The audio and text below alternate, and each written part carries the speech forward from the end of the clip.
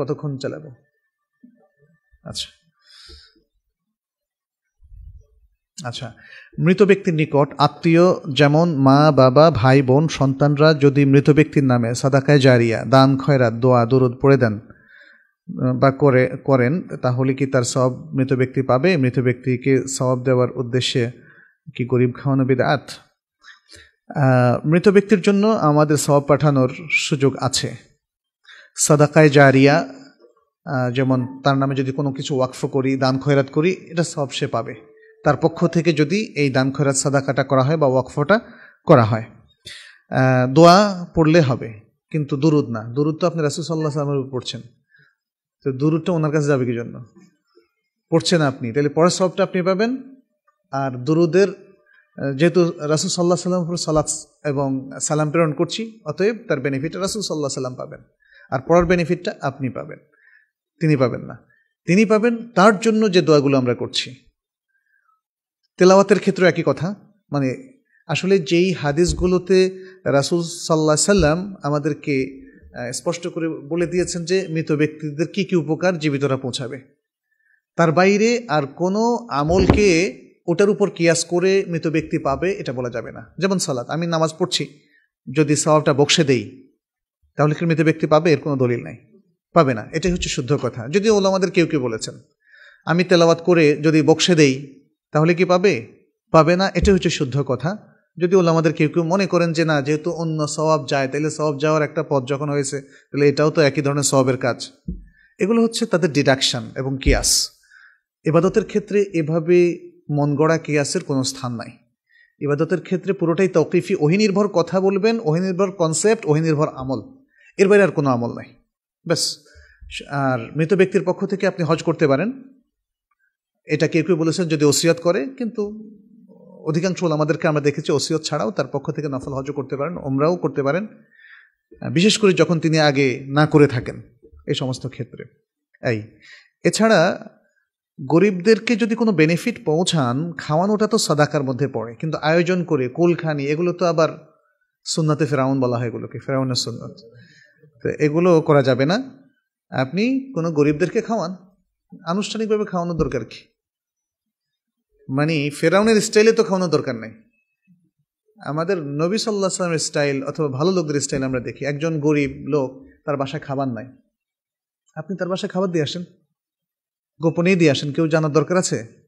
কিন্তু আপনি কাঙালি ভোজন নামে একদম টিভি ক্যামেরা সহ, পত্রিকার রিপোর্টার সহ সব উপস্থিত করেন, সেক্ষেত্রে সেগুলো আসলে বেদাতেরই কাছাকাছি, অথবা বেদাত হয়ে যাবে, শোয়িং অফ হয়ে যাবে।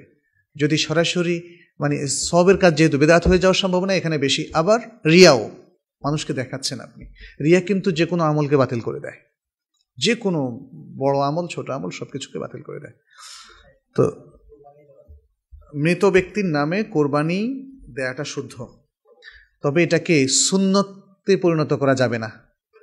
যদি কেউ মনে করে যে আমি আমার মৃত বাবা মায়ের নামে করব, তাহলে দেয়া যেতে পারে, তবে এটাকে সুন্নতে এবং প্রথায় পরিণত করা যাবে না। শেখ সালেহ বিন উসাইমিন রাহিমাহুল্লাহ এ ব্যাপারে তার ফাতাওয়ার মধ্যে স্পষ্ট করে বলেছেন যে এটা যদি কখনো মাঝে মাঝে কেউ চিন্তা করে, আর যদি কেউ ভাবে যে ফ্যামিলির পক্ষ থেকে আমি দিয়ে দিচ্ছি, ফ্যামিলির মধ্যে কিন্তু বাবা মা ইনক্লুডেড, তখন হয়ে যাচ্ছে।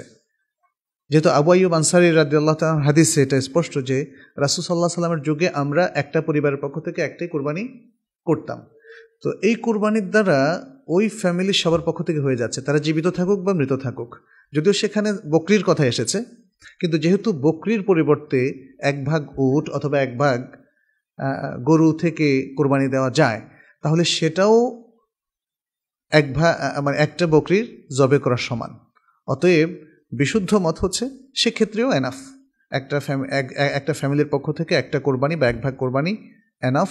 এবং এতে বিশুদ্ধ মত অনুযায়ী শেখ সালেহ বিন উসাইমিনের ব্যাখ্যা, মৃত জীবিত সবাইয়ের মধ্যে ইনক্লুডেড হয়ে যাবে যারা ওই পরিবারের আওতাভুক্ত ছিল। এক্ষেত্রে সেজন্য স্পেসিফিকলি বাবা মা নামে আলাদা যদি তারা মারা যান করার দরকার পড়ে না। হ্যাঁ, কিন্তু কেউ যদি তারপরেও করে তাহলে সেটা অশুদ্ধ হওয়ার, বেদাত হওয়ার কোনো দলিল নাই। যেহেতু এর ক্ষেত্রে মানে বেদাত হওয়ার তো আসলে দলিল লাগে না, দলিল না পাওয়া গেলে সেটা বেদাত হয়। কিন্তু এক্ষেত্রে দলিল আছে। রাসূল সাল্লাল্লাহু আলাইহি সাল্লাম তার উম্মতের পক্ষ থেকে কোরবানি করেছেন। রাসূল সাল্লাল্লাহু আলাইহি সাল্লাম তার পরিবারের পক্ষ থেকে কোরবানি করেছেন। তিনি বলেননি যে জীবিতদের পক্ষ থেকে। ফলে তার কথার দ্বারা বোঝা গেল জীবিত মৃত সবার পক্ষ থেকে। এবং তিনি তার উম্মতের পক্ষ থেকে কোরবানি করেছেন স্পষ্টভাবে, একাধিক হাদিসে সে বর্ণনা এসেছে। তার উম্মতের মধ্যে কেউ মৃত, কেউ জীবিত। শেখ সালেহ বিন উসাইমিন এভাবেই দলিলটা ব্যাখ্যা করেছেন। যেহেতু এটা দলিল হয়ে গেল যে মৃত ব্যক্তির পক্ষ থেকে কোরবানির দলিল আছে, ফলে সেটাকে আমরা বলবো যদি কেউ কালে ভদ্রে মৃত ব্যক্তির পক্ষ থেকে কোরবানি করেন সেটা শুদ্ধ, তবে এটাকে সুন্নতে পরিণত করা উচিত হবে না। কারণ আমরা সাহাবাদের মধ্যে এইভাবে দেখি নাই যে সাহাবারা, একটা দুটো হাদিস আছে যেমন আলী রাদিয়াল্লাহু তাআলা আনহু থেকে, কিন্তু অন্য সাহাবাদের ক্ষেত্রে আমরা দেখি না যে তারা ফ্রিকোয়েন্টলি তার মৃত মা, বাবা বা রাসূল সাল্লাল্লাহু আলাইহি ওয়াসাল্লাম নাম করছেন। এখন কেউ কেউ অবশ্য কোরবানি করতে গিয়ে নবীর নামে করে, ফাতেমা নামে করে, আলীর নামে করে, ইত্যাদি ইত্যাদি।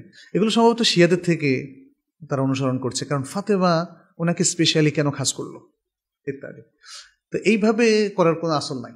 নবী সাল্লাল্লাহু আলাইহি সাল্লামের নামে কোরবানি করার কোনো আসল নাই, অতএব সেটা অ্যাভয়েড করা উচিত। নবীর উপর আপনি যেগুলো আসলে যেই হেদায়াটা আছে, যেই মানে সুন্নাটা আছে সেটা করবেন, তার উপর দুরূদ পড়বেন বেশি করে, তাকে ইত্তেবা করবেন।